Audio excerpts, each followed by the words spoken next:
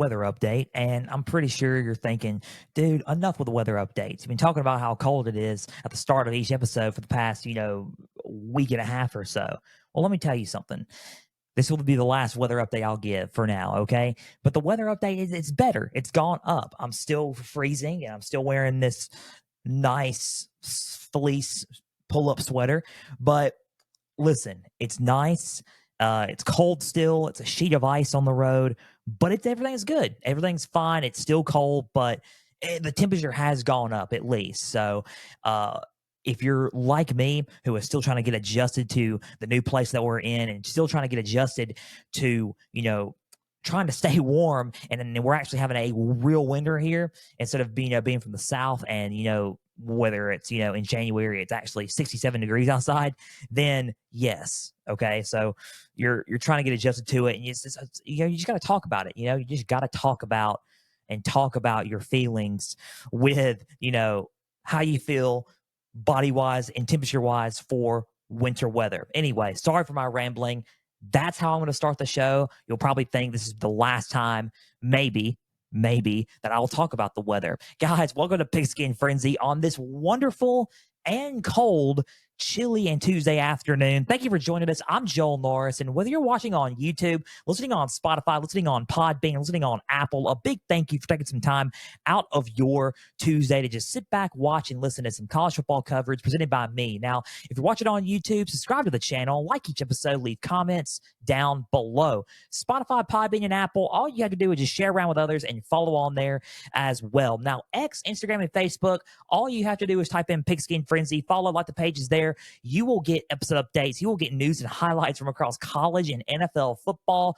You will get trivia questions on Instagram stories. Go and answer today's college football one, as well as all things up to date for Pigskin Frenzy. College football day today, you're thinking, man, why are we talking about college football when it's the off season?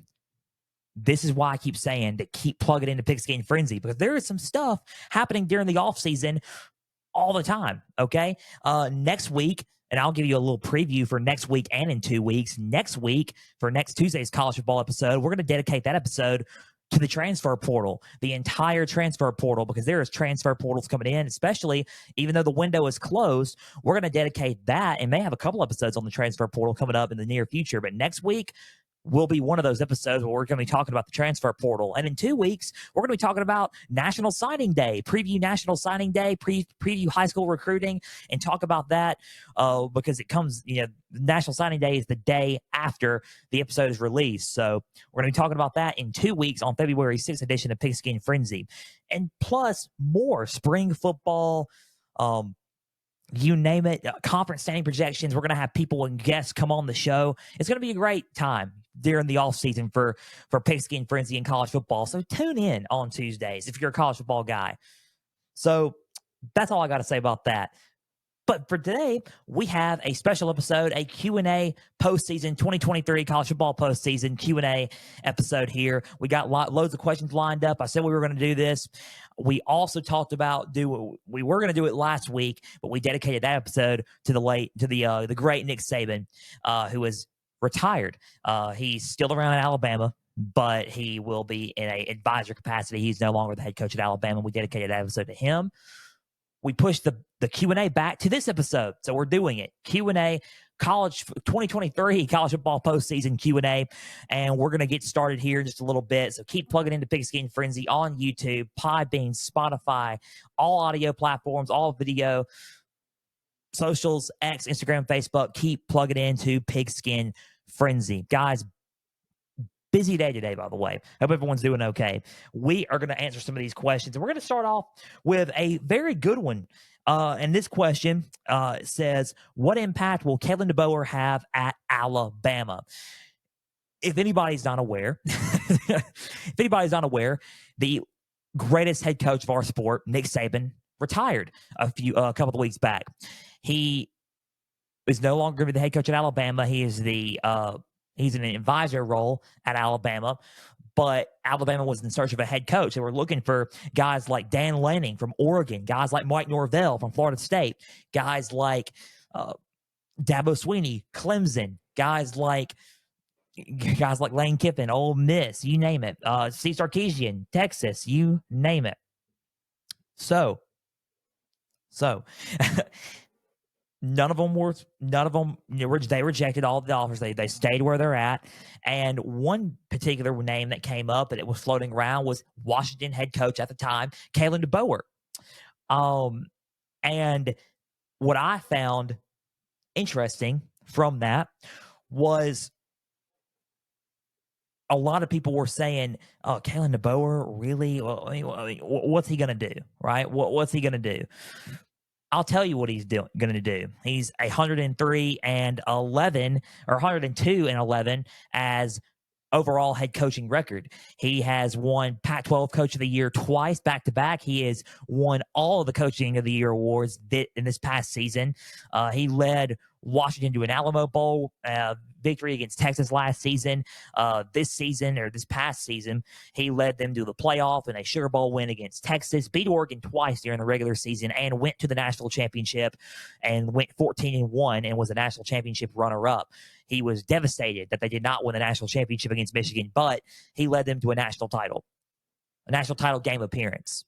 So, what kind of impact will new Alabama head coach Kalen DeBoer make in Tuscaloosa? Well, I think that he is going to make an impact where it may not be exactly immediate, but in overtime will work. Because look, he's retained some people from Nick Saban's staff, but he's also got his staff in there as well.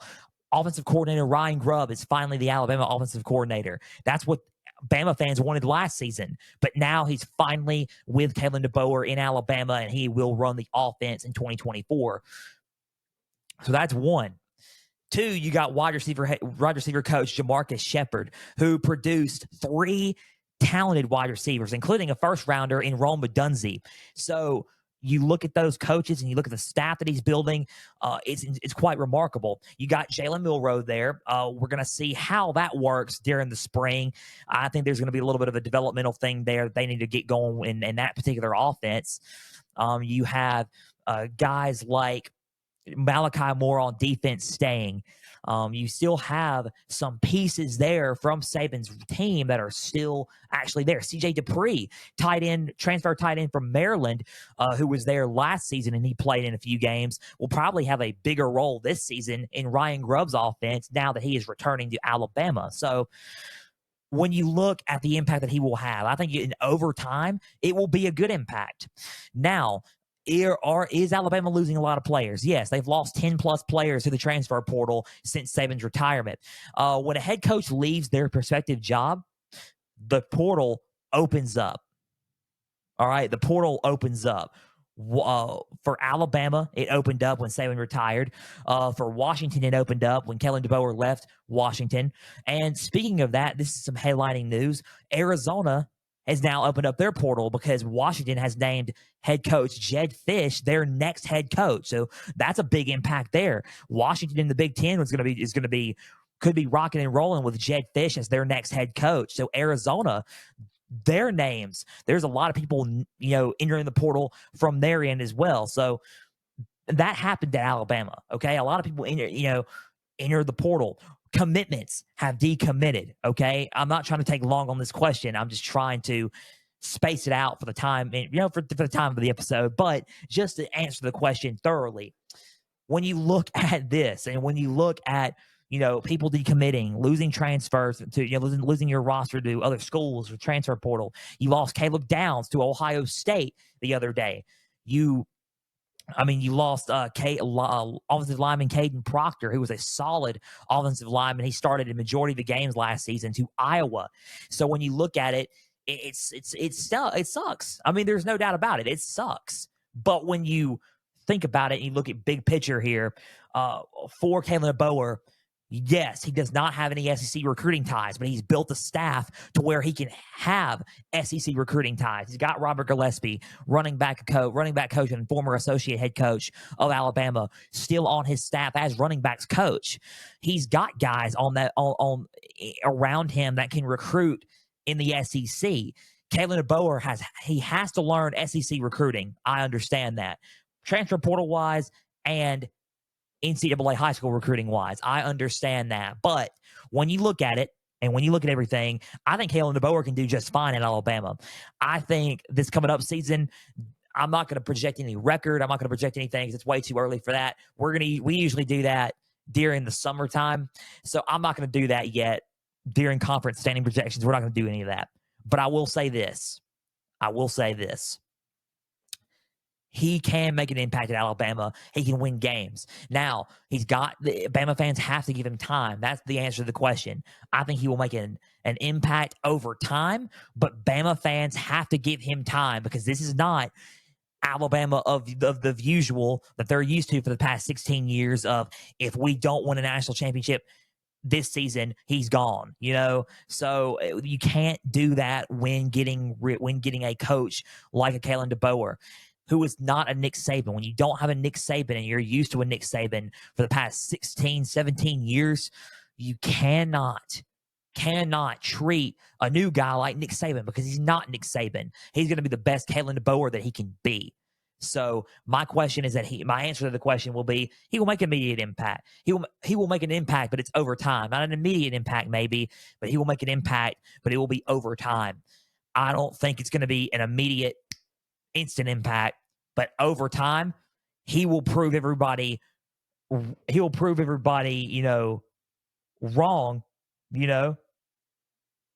He'll prove everybody wrong in a sense of, can he step up to the plate? I think he can step up to the plate, and he's going to be the best Kalen DeBoer that he can be. So to answer the question, over time, impact for Kalen DeBoer. Sorry for the long, 7-minute conversation on Kalen DeBoer in Alabama. Next question is pretty good. Who is your breakout player for the upcoming season? Breakout player. He kind of broke out last season, but my breakout player who will probably come into his own that I'm looking at is Carson Beck from Georgia. And when I look at Carson Beck and I look at Georgia, they're loaded. Okay, they're still loaded. They are right now coming down with the number 1 recruiting class again. When you look at what Carson Beck did last season, he was amazing. He was very underrated. A lot of people did not give him credit for what he did because he was fairly new at starting, and it was his first full season starting.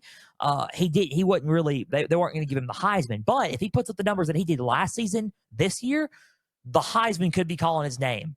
So if you're talking about breakout player, I would say Carson Beck from Georgia coming up this season could be a breakout player, and he'll come into his own as one of the faces of college football, coming up in 2024. I will say him.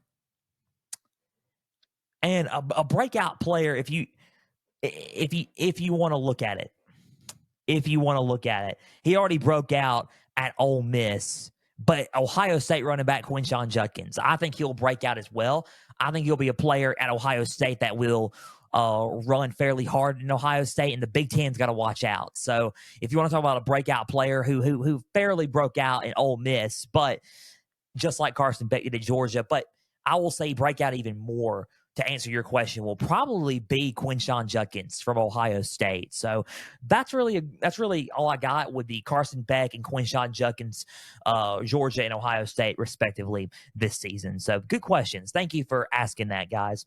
One question that I got was, is the SEC no longer the strongest conference after this season? Well, in my honest thoughts, and when you look at it, I think the SEC is one of the strongest conferences still, even if they did not make the national championship for the first time since 2014, going on 2015 season. Okay. To me, they are a strong conference because once the 12 team hits, I'm pretty sure there's going to be majority SEC in it along with the Big Ten. So, SEC is still the strongest conference, no doubt, when you look at it. I think if you look at when you look at overall conferences out there, the top 2 conferences in college football are the SEC, the Big Ten, hands down. Third would be the Big 12, most likely. Okay, so going into the new era of college football 2024. SEC is going to be stronger than ever. You add 16 teams in there. The two teams that you add are Texas and Oklahoma, who were powerhouses in that conference. You combine them with the forces of the SEC, and you make it a super conference with two juggernauts like Texas and Oklahoma. So when you look at two powerhouses like that coming onto the SEC, I think SEC will probably be still the strongest conference going into this season. After this postseason, the SEC will still be the strongest conference. It's going to be headed by Georgia, which could lead into my next question that we're going to talk about here in a little bit. So to me, the SEC is still the strongest conference in college football, along with the Big Ten after this past season. So good question there. Has Georgia officially taken the backseat as the team to beat after missing the college football playoff? And that's why I said it's headed by the team we're going to talk about here in a little bit, Georgia. Now, when you break it down, you could think, yeah, they got beat by their run's going to end. They got beat by Alabama in the SEC championship. But when you saw them in the Orange Bowl, 63-3, 63-3. When you look at them, and when you look and see and look at the margin of victory that they had against an undefeated Power 5 conference champion in Florida State. Oh, my Lord, I mean, oh, my goodness.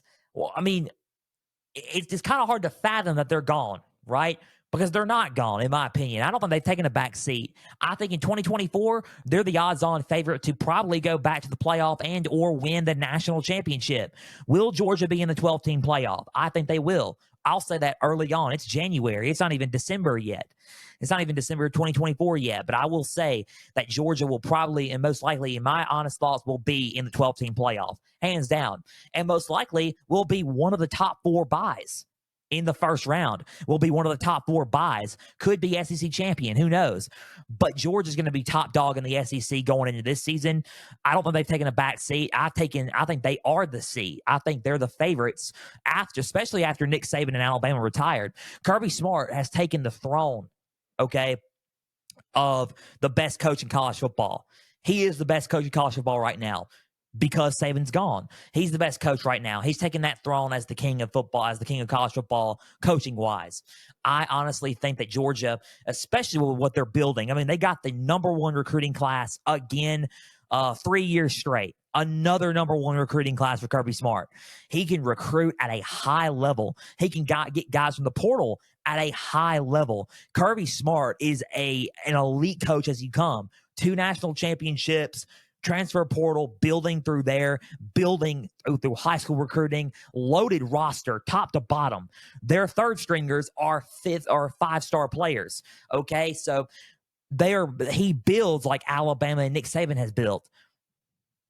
He took what Nick Saban, he literally has taken Nick Saban, what he has learned from Saban, and incorporated it into his own coaching style and made it to where Georgia is an elite program. Because Georgia's an elite program, hands down. Georgia hasn't taken a back seat. In my honest thoughts, I think Georgia right now is the odds-on favorite to win it all going into 2024. Now, am I going to sit there and say that Georgia is going to win it all right now? I don't know. I can't sit there and say that. They're my favorites to win it all currently, but I'm not going to sit there and say they will win it because who knows what could happen. But right now, going into this season, to me, they're the number 1 team. So I don't know if they've taken a back seat in the college football playoff to answer the question. Thank you for asking that question. I really appreciate you guys coming in with these questions. This is an interesting one, and this comes off the heels of Michigan winning the national championship, and this comes off the heels of all the investigations going on, with Michigan. Will Michigan have their championship title stripped? Will they have their national championship title that they have won in 2023 stripped? I do not think so. Currently, I don't think so. It's not looking likely. I think that if this was, let me just say this, if college football was in 2008, Probably. I would say that they probably would have their title most likely stripped. But with the newness and new era of football right now and going into 2024 and how it is now, I don't think Michigan will have their title stripped. I think it's an issue of what they've done. A lot of people have said they're cheaters, and yes, they cheated because of the sign stealing investigation, multiple recruiting violations with Jim Harbaugh. I understand that. Okay, I get that, but I don't think they're going to have their title stripped just yet. I think they're going to have their title for now. They're going to walk into 2024 as the defending national champions. But I don't think they're going to have their title stripped because of how college football is run nowadays. I think a lot of people get away with a lot of stuff, and that's my honest thoughts on this. I think a lot of people get away with doing a lot of shady stuff in college football. It's like tampering. Everybody tampers. You don't get a star-studded running back like Quinshawn Judkins in the transfer portal without kind of tampering with him a little bit to get him there, okay? Tampering is a real issue. And I'm not trying to lead this question in tampering, but it kind of goes with what I'm talking about. It's a real issue because it's a shady thing to do. Michigan has done some shady things. A lot of people have gotten vacated wins. They've gotten wins taken away from them when it's really serious. They've gotten things taken away from them. Teams have gotten things taken away from them because of a lot of stuff that's happened that are really, really serious. But for stuff like this, and it should be that they get some sort of punishment. They should. I'm not disagreeing with that. But nowadays, when it comes to this stuff, slap on the wrist doesn't make it right. It doesn't at all. But that is why people are calling out the NCAA to step up on these things. So, in my honest thoughts, I don't think they're going to get their championship stripped anytime soon. But who knows? Bigger things may come to light. It could happen. I'm not necessarily sure, but I don't think right now they're going to get their title stripped. So, again, thank you for asking that question. That was a good question. I dropped my pen. Let me grab that really quick as I reach for it. Let me look for the next questions on these notes. Thank you guys again. I keep saying thank you, but thank you guys for keeping on plugging into Pigskin Frenzy with this. It means a lot. I'm having fun answering these questions and just talking, having a conversation with you guys on this episode. So thank you guys. Okay, so one good question is this: how do we fix voting of the top 25? This was a question that I've been, kind of getting and thinking about. If we're talking about the AP top 25, usually the AP just has a bunch of voters who come in and media voters who come in and vote where people are ranked and where people are ahead. So honestly, in my honest thoughts, I don't necessarily have too much of an issue with voting of the top 25. A lot of people from I guess is a good way to put it. If you're on like a Reddit thread and you're talking about it and you're thinking, okay, here are the voters here on this thread. I think that's a big issue there because to me, it's like a lot of people buy into that, and I don't think they should. I think the AP poll has a select criteria on what they need to do. Quite frankly, with the AP poll, and this is why it's kind of, I'm not trying to beat around the bush by answering this question, but I honestly think that by time mid-season hits, the AP poll really doesn't matter. And it doesn't. It doesn't. Because everybody's going by the college football playoff rankings now. By Halloween, no one is talking about the AP poll. Now, when you're talking about week 1 through Halloween, then yeah, I mean, everybody's looking at the AP poll on Sunday afternoon and saying who's ranked where, and it matters. It does matter. And the final rankings of the year after the national championship, they matter. But when you look at Halloween on to the playoff, That's why I came out with my own frenzy rankings, and I will do that coming up this season, my own frenzy rankings. But when you look at it, it doesn't matter about the AP Top 25. But if you're asking about AP Top 25, college football playoff in general, how do we fix it? We need the right people in there to overlook and see what teams are doing and see what teams are, you know, capable of, not only capable of, but doing. We need the right people in there to look at what teams are, you know, who are paying attention to the game and knowing what's going on with these teams. I think that is how you fix voting in top 25. If you want to be blunt, you get the right people in there to vote on it. And you get unbiased opinions on who should be ranked where. That's the only reason why you get it. A lot of people on these like Reddit threads, they vote for Michigan to be one, but some of those guys go to Michigan and they justify it and they try to justify their reasoning. And that's fine. You can justify your reasoning. You have opinions. But we need people to disregard the Reddit threads. We need people to disregard all that stuff and voting of the top 25 with the AP top 25 and or the college football playoff rankings that come out. You need to look at the right people, the right committee, and who's voting. Okay, that's how you fix it. You fix it by getting unbiased opinions. You fix it by getting the right people in there who are evaluating these teams and who are paying attention to the game. That's how you fix it. And if you get teams who in there who are, I think NC State should be ranked in there when there's an NC State, associate who's voting them in there. You can't get that in there. It's kind of shady a little bit.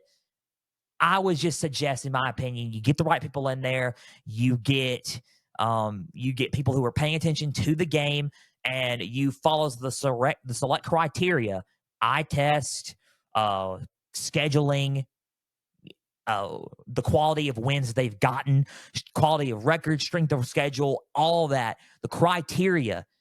You follow the correct criteria, and you get the right people to vote for the top 25 AP or college football playoff. That is how you fix AP top 25 voting and or top 25 voting in the rankings in general for college football.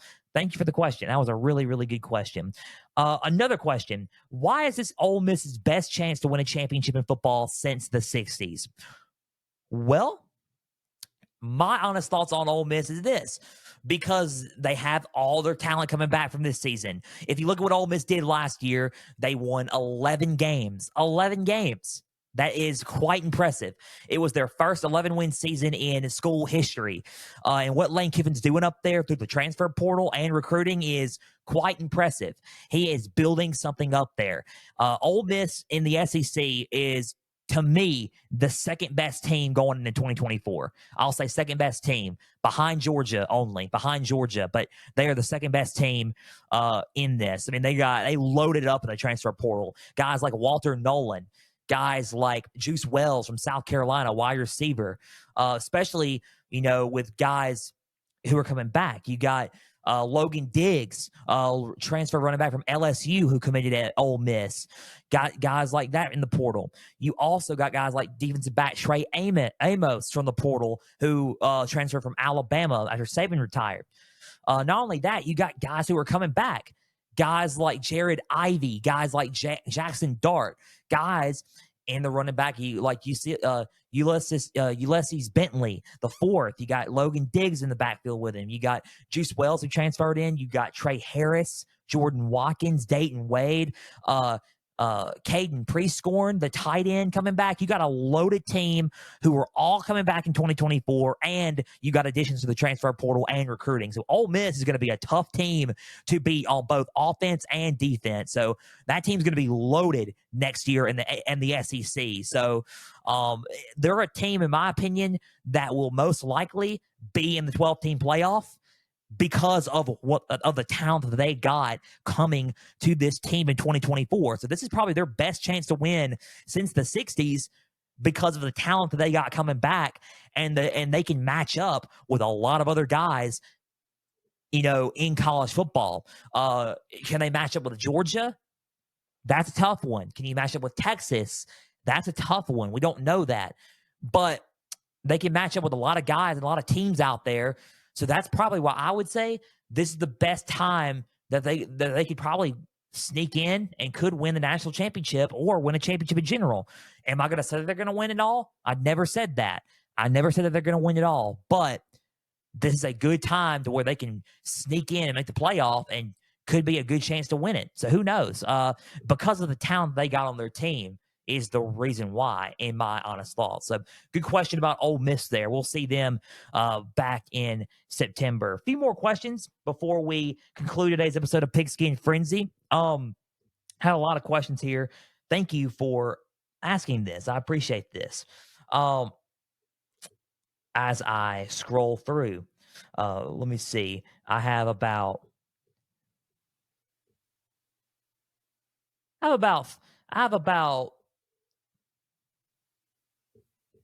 4 questions left, and I can answer all four really quick before we conclude today's episode of Pigskin Frenzy.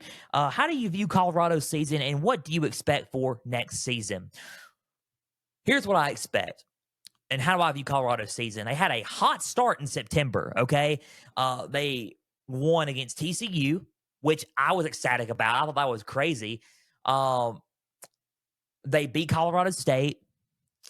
They were undefeated and won out the rest of their games. Now, they were undefeated in September. And then late September rolled around. They played Oregon. And they were kind of brushing going into a strong environment in Eugene, which Oregon hadn't lost in Eugene in about 4 to 5 years.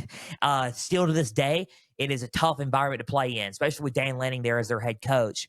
And when you look at what happened and you look at everything, it's a tough environment and a tough team you're going up against. I think they were bragging a little bit too cocky.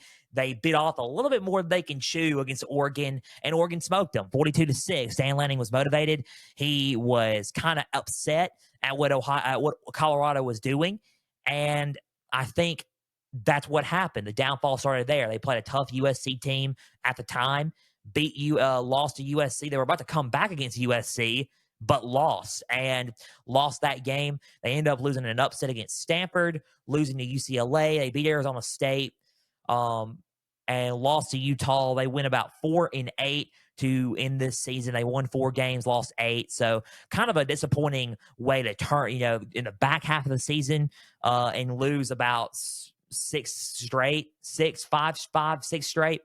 to end their season. So 4-8, or pretty much their whole schedule, 4-8. I mean, which it just wasn't the best season they have had. Now, I will say this: with the transfer portal and what they're doing in the portal, once again, because they're nailing it in the transfer portal, Coach Prime is, and what they're doing in recruiting is amazing. So when you look at their view coming up from the postseason to this season and going into this season in 2024, I think, honestly, they're going to have a better season than they did last season. I'm not going to sit there and say that Deion Sanders is going to win it all and they're going to make the 12-team playoff, because they might, who knows? But I think they're going to have a better season and most likely will go bowl eligible this season rather than go 4-8. So that's my honest thoughts. I think it was a learning curve for this season. Disappointing, but learning curve to take everything with a grain of salt and then go into this season a little bit more hungry and to win more games and go to a bowl game, hopefully, and or make the playoffs if they can in the Big 12. So I think that's how I view Colorado's season. Just a learning curve. First season, trying to rebuild there, and it's not going to happen within one season. So that's my view of Colorado's season this past season. And what I expected for them from this season is to probably take it up a notch, especially with the talent that they're coming in with in Boulder. And who knows, win more games and probably be bowl eligible. So that's my views on Colorado. Thank you for asking that question. 3 more here. Which team's season was the biggest failure of the season? That's a tough one. That's a tough one. I'm going to go with 2 seasons. I'm going to go with 2 teams to answer your question. I think overall, we look at USC. They returned the defending Heisman Trophy winner. They were top 10, they were number 6 in that Colorado game. And then they end up losing to Notre Dame, almost losing to Cal, losing to Oregon, losing to Washington, and losing to UCLA, and then winning in the Holiday Bowl against Louisville. They go 8-5. 8-5 is where they went. And it's kind of a disappointing and underwhelming season for Lincoln Riley, who could have, with the team that he had, beaten a Washington maybe, or beaten an Oregon maybe, and could have gone to the Pac-12 championship game. But the defense was the most disappointing thing about them because of they couldn't stop anybody. So, and that's why they lost so many games. There were so many high hopes for USC, including on my end. I picked them to go to the Pac-12 championship and win. So, and be in the college football playoff hunt. So, when you look at it and when you look at everything for USC, to me, it was the most disappointing because of how their defenses responded to everything and how they overall responded to everything, because they couldn't stop anybody, and therefore their offense kind of got out of sync because their counterpart on defense was not helping them out as much. So that's one. USC probably, in my opinion, was the biggest failure of this season, disappointingly. Now, number 2, LSU. I think LSU had a solid offense, the number 1 offense in the nation, and if they would have had a good enough defense, probably would have gone to the SEC championship and could have gone to the college football playoff. They were that good on offense. They were head and shoulders above everybody on offense. Jaden Daniels, the reigning defending Heisman Trophy winner, and he deserved it, carried that team on his shoulders. They ended up going to the ReliaQuest Bowl, beating Wisconsin on New Year's. And in my honest thoughts, if they would have had a stronger defense, would have probably been in the conversation of going to the SEC championship and going to the college football playoff. I think they could have won some of those games against Florida State, maybe against Alabama and against an Ole Miss. But when you look at everything, they went 10-3 this season. They've only lost 3 games. They went 10-3. They could have beaten Alabama maybe, and they could have beaten Ole Miss. The closest game out of those 3 they could have won was Ole Miss. Florida State was pretty solid. They were playing really hard against Ole Miss, but lost because of their defense. And then they got blown out in the second half of Alabama because of their defense. If they would have had a stronger defense, it's kind of hard to stop them, honestly, offensively. So I think LSU's season disappointed me in that regard, because they could have won it all, or may have won it all, or gone close to winning it all, if they would have had a little bit of a stronger defense. So biggest failure overall, you could say USC or you could say LSU, but those are my 2 if you considered which team season was the biggest failure of the season. So those are my 2 answers for that question. 2 more questions before we head out. Will the 12-team playoff hurt or enhance college football? I think it depends. I think it will enhance competition, and it will enhance everybody saying we need more players in and need more teams in, right? So I think in that regard, it will enhance college football. I think scheduling wise, it hurts college football. I think because of competing with the NFL for TV time, because you're going, the national championship coming up for the 2024 season happens on Monday, January 20th of 2025. So when you look at it and you're thinking, dude, that goes deep into the NFL playoffs. That goes deeper into conference championships of NFL playoffs. So in my honest thoughts, I would start the season earlier for college football, and then you finish up around New Year's or the week after New Year's, like we always do for college football. So I think it hurts scheduling wise, and it hurts players mentally and scheduling wise because of school, extracurricular activities, and holidays, Christmas time. And players want to get rest and go spend time with their family, but they can't because of longer playoff and longer scheduling. So in my honest thoughts, it for enhancing, it enhances competition, it enhances media deals, it enhances viewership, and it enhances competition in that regard. But it hurts them personally, and it hurts scheduling wise when they need to not compete with the NFL and or these players need rest and they need a break. So in my honest thoughts, it's kind of a two-edged sword and it really just depends. So thank you for asking that question. That was a good question. Last question before we conclude today's episode of Pigskin Frenzy. Assuming Alabama loses more than 2 games in a season, do you think the fan base will be ready to accept anything short of another SEC title? That is a really, really good question. The way Bama fans think, it's kind of complex. And when you look at the way Alabama fans are accepting of, they want SEC championship, national championship, or bust each year, it's kind of hard.